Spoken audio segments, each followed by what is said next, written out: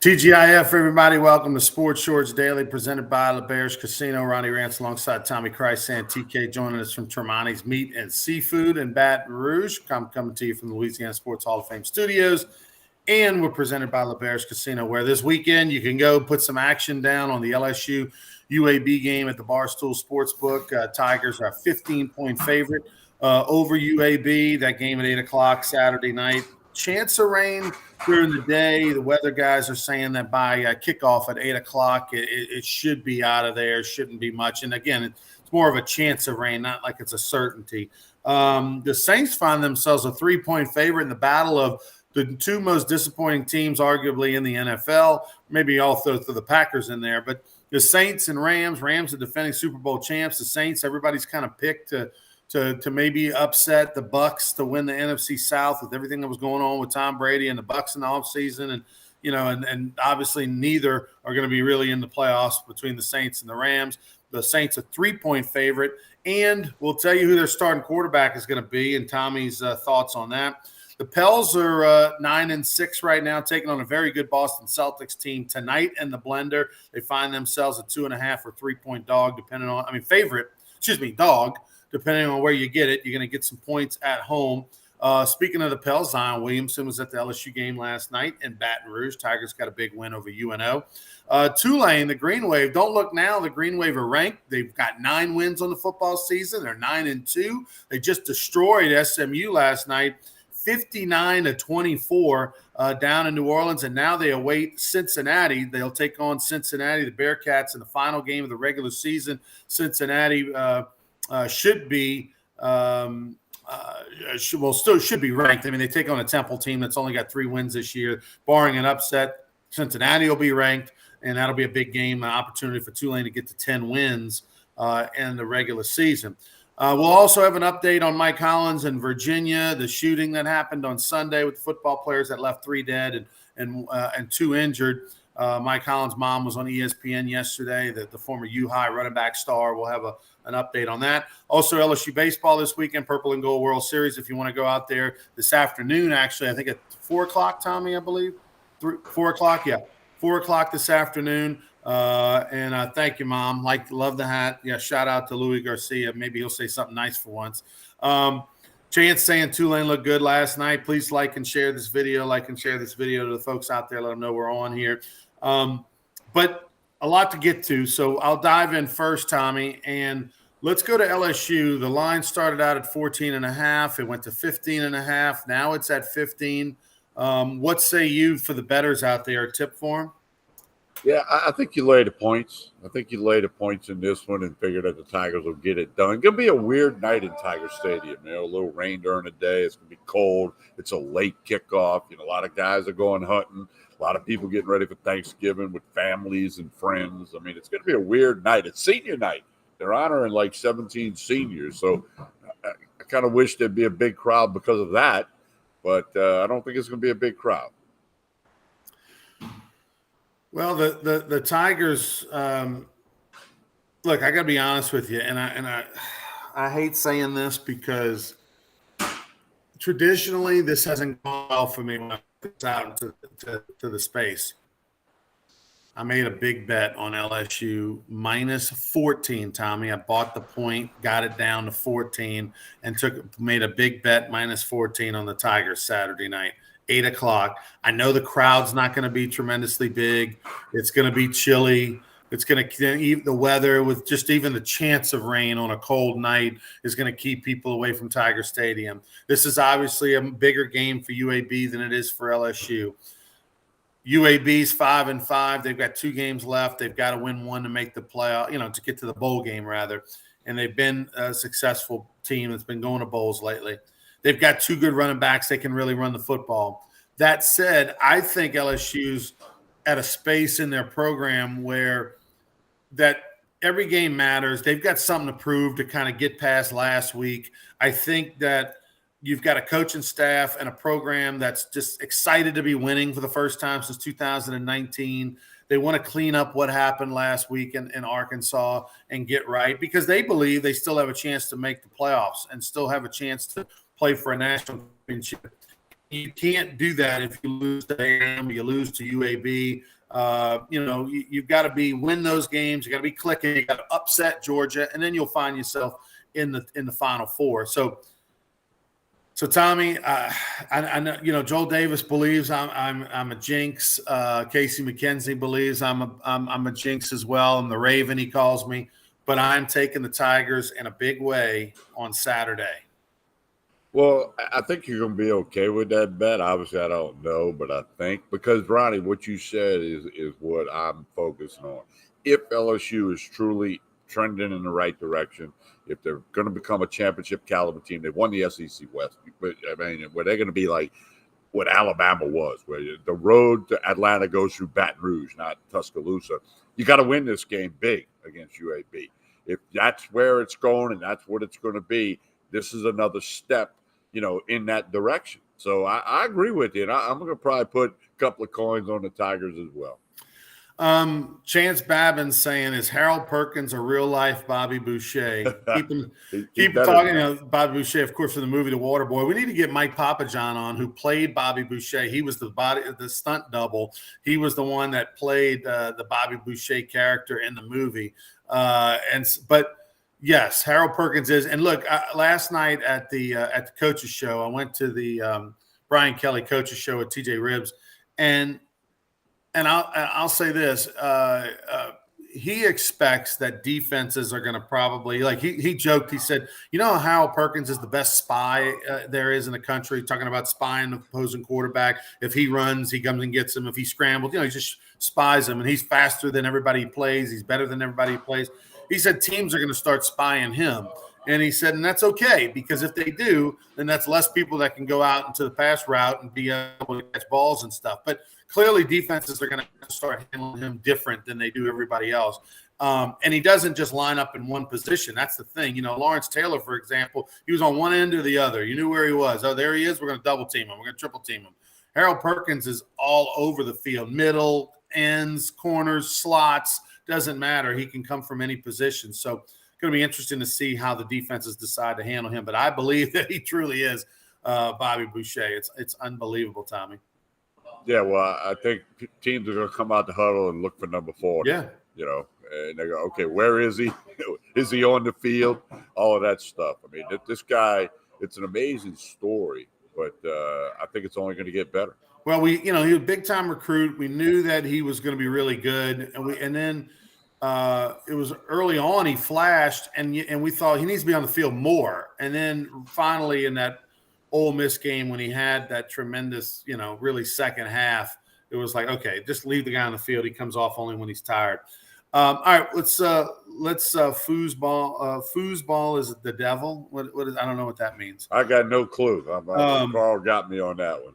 I can tell you this. I am worried about, like Carl said, he's worried about my bet. Yikes, jumbo, LOL, talking about me taking LSU minus 14.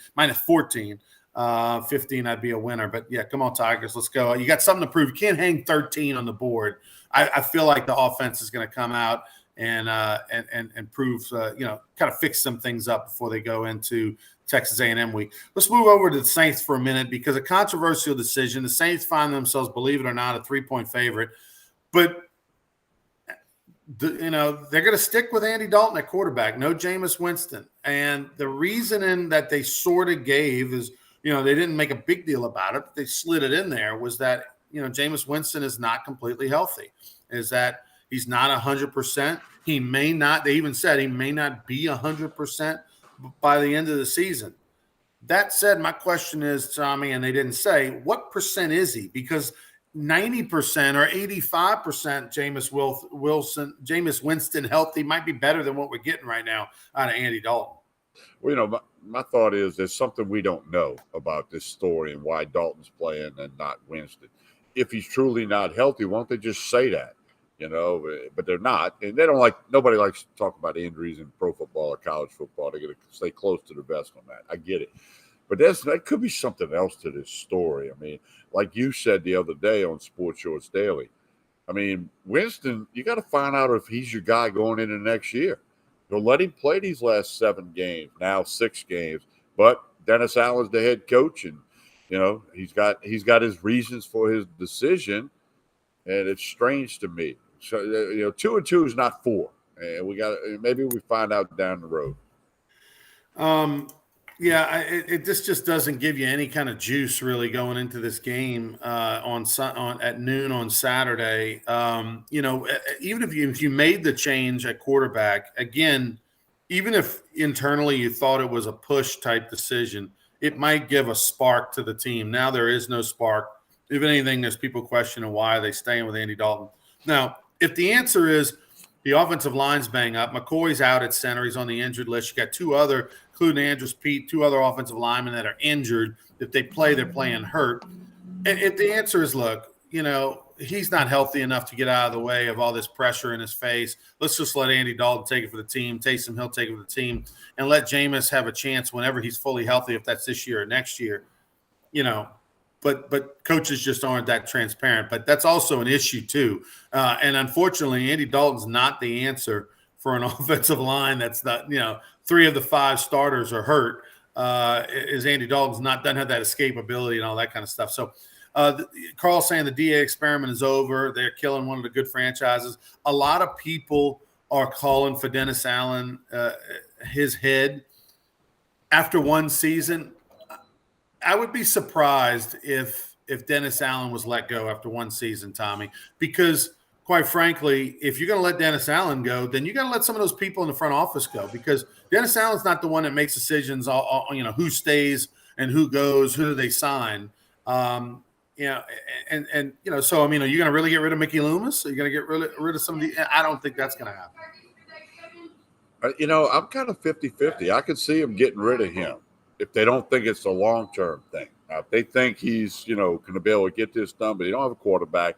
They've been bitten by the injury bug a little more than average, okay? But injury is a part of it. You got to be ready to have that happen when you're at that level. I wouldn't be surprised if they got rid of him. I wouldn't be surprised if they kept him. Now, if they lose out and it's just terrible and the effort ain't there, you're going to have to make the change. But then you're sending the message that, okay, we're going to the total rebuild. Okay, the total rebuild. We got to get a quarterback. As of today, they don't have a first-round draft choice next year. Do they maybe move somebody to get that choice? Or if Sean Payton ends up at the Cowboys, maybe they get a first-round pick. But, the Cowboys pick's not going to be in the top 10. And he could end up anywhere. The NFC South is there for the taking. Maybe they say, hey, we don't have to get a whole lot better to win our division. Yeah, some decisions are going to have to be made. I think Mickey Loomis is going to make the decision. Gail Benson, with all due respect, she's not a football person. She's the owner of the team. And she lets Mickey Loomis and the rest of the office make these kind of decisions. If Mickey Loomis goes to Gail Benson and says, we need to make a change, she's going to say, okay. Right. And if they say, no, we're going to stick with Dennis Allen, she's going to say, okay. I don't think she's going to intervene. Everybody keeps throwing the Stan Van Gundy comparison in there, the one-year coach with the Pelicans, but that was a totally, in my mind, different situation. You saw that you brought Stan Van Gundy in there to mold a young superstar in Zion Williamson and thought he was going to be like his mentor and to get the team to kind of play some defense, and they didn't do that. He didn't mold with the modern young player. In Dennis Allen's case, you didn't give him a quarterback, and if you thought that Jameis Winston was a quarterback, well, after 3 games, he was hurt. And so, is that his fault? Is that his fault that you signed? And I'm talking about the front office decision that you signed Jarvis Landry, who the end may be coming sooner than before. Is it his fault that Michael Thomas got hurt? Is it his fault that 3 of the 5 starters on the offensive line got hurt? I think that the Saints are they're not one coach away from winning. They are in a pickle. They're in a pickle with the salary cap. They're in a pickle with players that just aren't performing up to their contracts. They're in a pickle with injuries. And minus Sean Payton coming back through the door saying, you know what, guys, I'm well rested after a year. I enjoyed the TV thing, but I want to get back in here. And if he does, it's probably not going to be New Orleans. It's going to be somewhere else where he's going to make record amounts of money and probably has a little better situation to win now. I think they got to stick with him. I really do. I mean, they don't have – if they go get another coach, Tommy, to me, that's just not the answer. Their situation's way bigger than that, and you rather let a coach in an organization kind of play itself out, give it every chance, especially when all those coaches are people that were under Sean Payton. That's all people that they believed in and liked, and they got a chance to see for years and years and years, and all of a sudden now you're going to give up on them. I don't think after 1 year they are. I could be wrong. I don't think so. And again, as of today, I can see it going either way. Now, in the coming weeks or next month, I might change my thought on that. But as of today, if you lose every game the rest of the way, right? What scenario like that? I can see it going either way today. Okay, but Mickey Loomis has been around a long time. For so many years, he didn't have to make a decision because Sean Payton was the coach. I wouldn't rule out Payton coming back to the Saints. I wouldn't rule that out. I didn't say it would happen. I said I wouldn't rule it out. I'd leave it somewhere on the corner of the table, okay, that it could happen. Maybe, maybe not. I don't know. They'd load him up with the money that he could get elsewhere. I don't know about all that. So we'll just have to wait and see.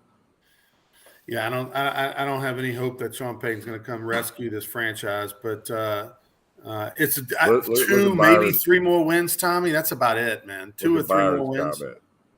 Byron saying picking winners and losers prior to the season based on personnel is kind of like a parent wondering what their kids will be when they grow up. It's all fun speculation. We're normally way off. You could say the same thing, Byron, about picking preseason AP polls, right? 13 of the 25 aren't even ranked this week in the preseason top Texas 25. A&M, I got to throw some shade at A&M. They were ranked number 6 in the preseason poll. They're not even going to a bowl game. Not only are they out of the top 25, the only way they go to a bowl game is to buy a ticket. The other thing, Tommy, is I know there's other examples, and of this since but in 1989, LSU with Tommy Hodson for Heisman, it was a senior year. In 1989, LSU was, I think, 5th in the country in the preseason poll, and that was under Mike Archer. They had a losing season, didn't make a bowl game, had a losing season. Like that's that kind of comparison. All right, let's move on. The Pels tonight at the Blender taking on the Celtics, 2.5 or 3-point dog, depending on which bookie you get it from right now, or a Barstool Sportsbook inside LeBears. Zion Williamson at the LSU game last night. Took pictures with a bunch of friends of ours.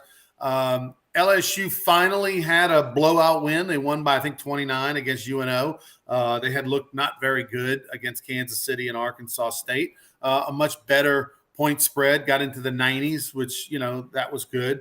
But Zion in the house, hopefully he will play. Not sure what his status is. But the Pels right now, 9-6, taking on a Celtics team, I think it's 12-3. They're off to an amazing start. But the Pelicans 9-6. Through the first 15 games, your thoughts on them? Well, 9-6 is good. They've had a rough schedule in terms of being on the road a little more than average early. And, of course, that'll even itself out going forward. I think it was cool to have Zion at the LSU game. We've seen Saints players, we've seen Pelicans players in the past show up at the Pete Maravich Assembly Center, and I think that's cool. That's a good thing. I mean, but Zion, you got to get on the court. The Pelicans need you on the court. It's cute to be at the LSU game, but they need you on the court tonight against the Celtics, who are a very good team. Celtics off to a great start early in the NBA. By the way, I'll say this, 15 games in, 9-6, I'll take it, especially with injuries to Ingram and Zion and others. You haven't been at full healthiness with your stars. You haven't, and yet you're still above 500. You're still a playoff team. And so, you'd like to be better, but we'll take it, especially based on the road and the injuries. Raging Cajuns got a big game tomorrow against Florida State. Speaking of a team that's had a disappointing season, I wish I'd have put my money where my mouth was on them. I kind of had a feeling this was going to happen. They lost so many players. They had a new coach. They graduated so many guys. They had so much transfer issues. I think the over-under on the Raging Cajuns this year was like 10 as far as wins or something like that. It was crazy. And I was there at media days. I interviewed all the coaches in the league. I felt like, man, this is going to be a 6, 7, 8 win season at best for the Raging Cajuns, and it just didn't pull the trigger. UL finds themselves 24-point dog on the road at Florida State. Oh, by the way, the former Florida State, the current Florida State AD went to high school in Lafayette, went to Acadiana High. His dad was an assistant AD at UL back in the day. getting 24 at Florida State. What would you do here, Tommy? Man, that's one of them I think you pass on. I mean, Florida State, they're not going to win the ACC. They're just jockeying for bowl position. How much do they want to play? It's a paycheck game for the Raging Cajuns. They can get a big check and then, maybe put it all together and have a good game. But Florida State's going to win. That'd be one of them I wouldn't bet on. I would take the Raging Cajuns get 24. That's a lot against a Florida State team that, are you buying? Are you buying that this Florida State team has turned the corner and they now can, are going to be dominant in the games they're supposed to be dominant in and, maybe win a few games they're not supposed to. I don't know. The Raging Cajuns have enough pride in their program and enough excellence amongst a lot of those upperclassmen that have been around there for the last few years where they feel like they've got a chance in this game, regardless of the record. They're not going there thinking, hey, let's just hold it close. They're actually going there thinking they want to win this game. So I think that counts for something. 11 a.m. start. Maybe Florida State's overlooking them, looking ahead to the Florida game coming up against the Gators. So I'm going to take ULL with the 24 points. That's a bunch. So. You might talk me into that to take the 24 if I was going to bet it. Although that would be one I'll lay off of. But I'll be curious to see what happens. I mean, all the points you made are accurate. And, maybe the Raging Cajuns get all fired up and say, hey, let's go shock the world. And might hang in that 24. Speaking of shocking the world, Tulane, 59-24. They knock off SMU. Shocking that they scored 59 points. Shocking that they're 9-2. They're ranked. They're going to take on a ranked Cincinnati team. And more shockingly, it looks like fans are starting to buy into Tulane down in New Orleans, and that's a good thing. I mean, you put 20 to 25,000 people in the dome, it looks empty. You put 20 to 25,000 in their stadium on campus that only seats about 30, and it's a nice environment. And they kind of brought back the old, Angry Wave logo from back in the 70s. They broke that back a few years ago. They're selling merchandise now. It's kind of the cool thing to do. Tulane quietly is one of the great stories. I just don't know that they have enough inherent fan base to really matter. Well, winning brings fans. Okay. So, they're winning now. And if next year they're 3-9, the fans are gone. But if they can maintain consistency, they get to a nice bowl game this year, maybe get that bowl win. That would be important for a program like Tulane. Bowl games are bowl games, but Tulane can go wherever it is, and get a nice bowl win against a name opponent.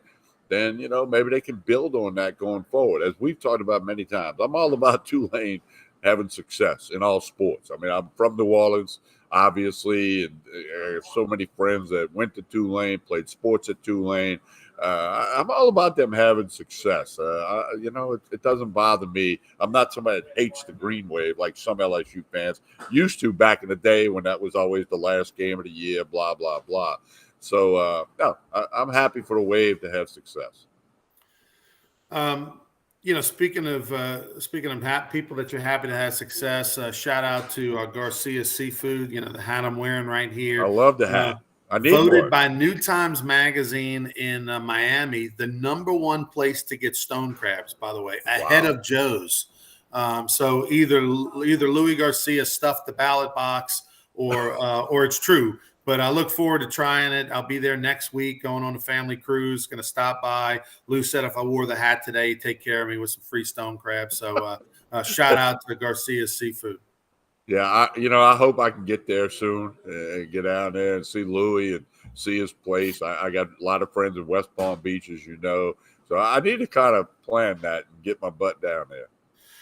But look, on the Tulane front, man, I grew up in New Orleans till I was 13 years old, and we moved to Alexandria. The LSU Tulane rivalry all through high school and everything, it was still a thing, and the wheelbarrow races and all that kind of stuff. And that game mattered. I can remember when Alan Risher and them lost, to Tulane after beating Florida State, and all that kind of stuff. To go to the Orange Bowl, and then the big lineman for Tulane takes a bite out of the orange with a couple of seconds left in the game and the whole 9 yards. I remember when all that mattered. And unfortunately, though, Dan McNamara, a guy we know who owns Bayou Apparel, Dan He had the license a few years ago for Tulane, and he does a lot of work with LSU and other SEC schools as far as printing T-shirts and all those kind of different things. And Dan was telling me, like, when Tulane went to the New Orleans Bowl a couple of years ago, and I think they played the Raging Cajuns, if I remember correctly. Yeah, they did. Yeah. It's like he bought all this merchandise and he, set up, tables to sell at the team hotel and everything, and nothing, like hardly anybody or anything. And he literally got rid of the license. Like, I'm out of the Tulane business. Like, it's a lose. Nobody cares. And I'm hoping, for their sake, it's a great story. I pull for everybody in Louisiana. I hope Tulane turns the corner and becomes relevant. Well, yeah, part of the problem, Ronnie, and I'm going to make a guess here. This is purely a guess. Only about 20% of the students at Tulane are from New Orleans. They come from all over the world to go to Tulane. It's an outstanding academic institution. And I think that kind of messes with the sports, the enthusiasm and all of that. I mean, the baseball teams had some good years. Basketball, not lately, but used to have some good years. I mean, it's Tulane. But I'm happy for their success, and hopefully the fan base will build a little bit. People will buy a Tulane shirt or a hat.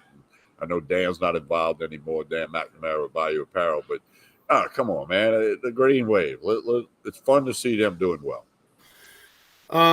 Let's finally, before we wrap things up, there was a tragic shooting in Virginia on Sunday, and 3 players were killed on campus. Everybody by now knows the story, right? Some students went on a field trip, and on the way back on a bus, a former Virginia football player who played one semester years ago, and for reasons that we still don't know to this day. I read some quotes where he said all them people bullied him.